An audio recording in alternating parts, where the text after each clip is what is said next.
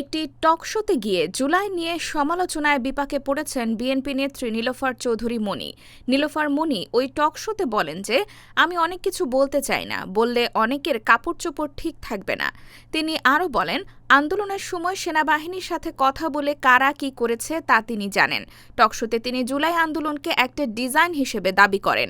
এছাড়া এই আন্দোলনে কারা স্নাইপার ব্যবহার করলো সেটা নিয়েও প্রশ্ন তোলেন তিনি। অনেক কিছুই আমি বলতে পারি না, বলতে চেয়েও, কারণ অনেক কিছু বললে অনেকের কাপড় চোপড় ঠিক থাকবে না। এদিকে তার এই বক্তব্যের প্রতিবাদে অনেকেই সরব হয়েছেন সোশ্যাল মিডিয়ায়।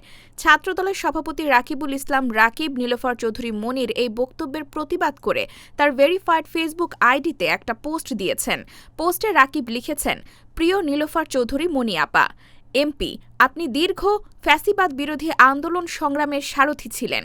গণতান্ত্রিক বাংলাদেশ বিনির্মাণে আপনার অনবদ্য ভূমিকা রয়েছে, কিন্তু গতকাল টক শোতে জুলাই আগস্টের গণ অভ্যুত্থান নিয়ে আপনার অযাচিত বক্তব্যে আমরা অত্যন্ত মর্মাহত এবং ক্ষুব্ধ। আপনার বক্তব্য আমরা ঘৃণা ভরে প্রত্যাখ্যান করলাম। আমরা অবগত রয়েছি আপনি জুলাইয়ের চেতনা ধারণকারী একজন দেশপ্রেমিক রাজনীতিবিদ।